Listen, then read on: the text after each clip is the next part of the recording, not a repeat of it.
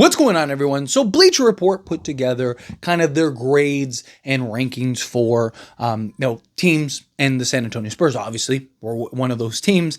So I wanted to kind of go over that, give my thoughts and opinions, and of course I want to hear yours down in the comment section below. So the San Antonio Spurs, right? This is a grade rating. So they got a 3.7, 3.0, 4.0, so on and so forth. So they had a very good rating.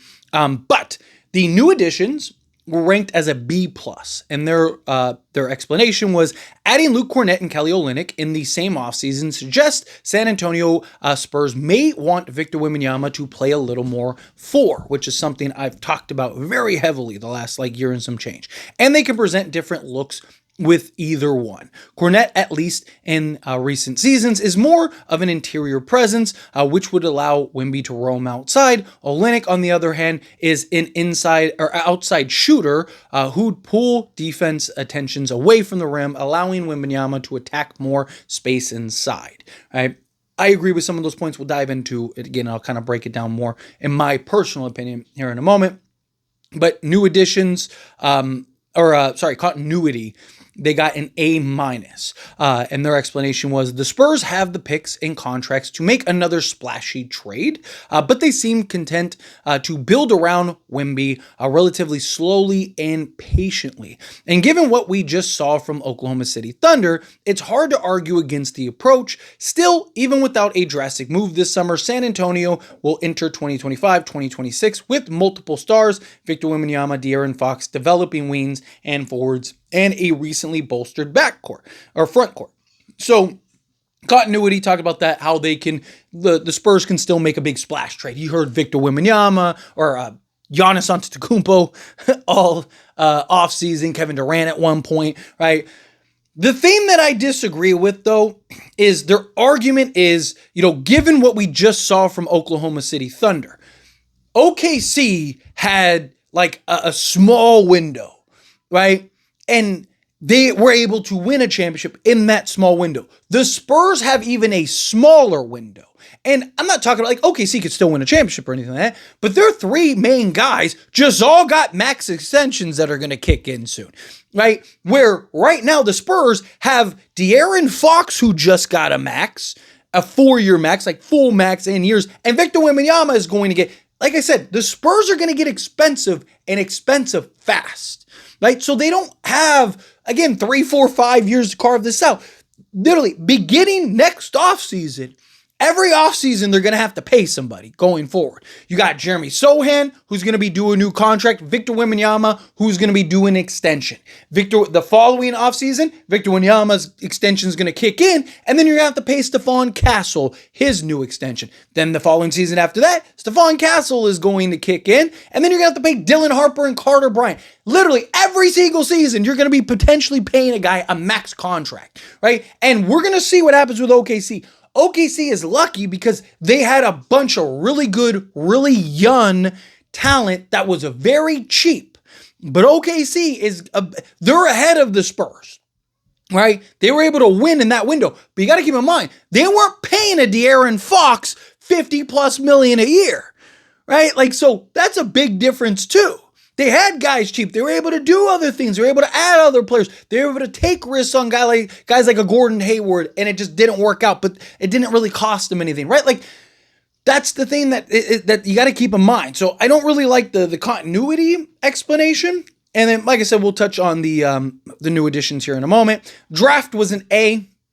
This feels like a tough number 2 pick to botch, but the Spurs still get credit for making it. And even with Fox and Stephon Castle on the roster, Dylan Harper is an intriguing addition. There's enough length and athleticism between those three to play together. Adding Carter Bryant and his 3-and-D potential to the wing rotation with Devin Vassell and Keldon Johnson was a smart play too. So a couple things, right? They basically are saying hey, the number 2 pick was just so obvious. We can't, I disagree, right? It's not the Spurs' fault.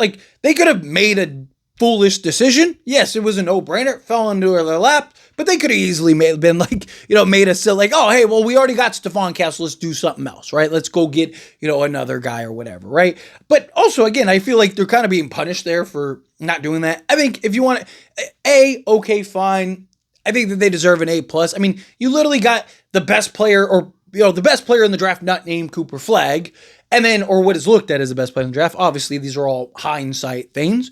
And then Carter Bryant, who I've said, if you told me Carter Bryant is the best player on the Spurs in 5 years, not named Victor Wembanyama, I would believe you.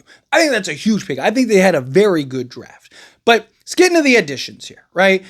So it takes into account Luke Kornet, Kelly Olynyk, right? Obviously, they just recently brought in Bismack Biyombo, things like that. For the most part, they have similar roster. I mean, the thing is, too, is like, if you're including new additions and you talk about Luke Kornet and stuff, well, shouldn't you talk about Dylan Harper, Carter Bryant, like guys like that? Like, don't those people deserve some attention too? I know most of the roster is kind of the same, and I know that they kind of separated the draft and new additions, but those are new additions too. The draft picks are new additions.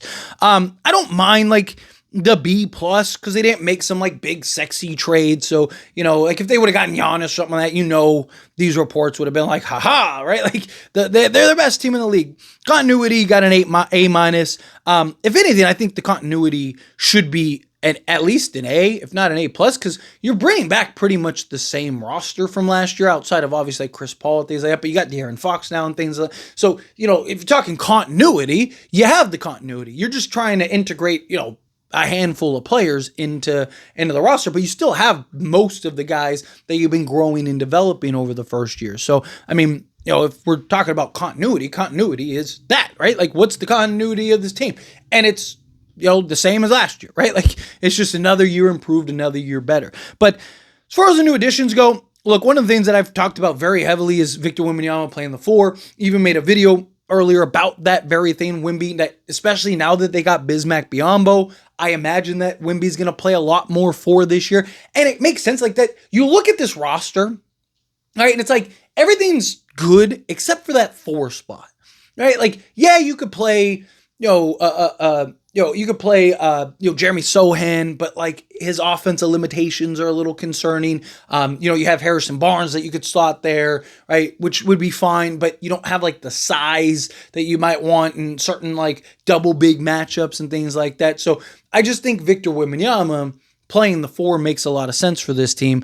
Obviously, again, it's being able to match up against opponents, right? If you're playing the Warriors, then it makes sense to probably go with like Harrison Barnes at the 4 with a Victor Wembanyama at the 5. But if you're playing a team like, the Dallas Mavericks, right? And they got AD at the 4 and Daniel Gafford at the 5 or Derek Lively, whomever, might make sense to go with Luke Kornet and then Victor Wembanyama, right? And, you can kind of match up whatever the opportunity calls and presents itself type thing. But anyways, always, this is a discussion. I pass a question on you. Let me know your thoughts and opinions down in the comments. That being said, if you haven't liked this video, hit that like button. Helps me out. Helps me enjoy these types of videos, and I truly appreciate it. Not subscribe channel, hit that subscribe button. Turn on the bell notifications. Appreciate y'all. See you in the next one.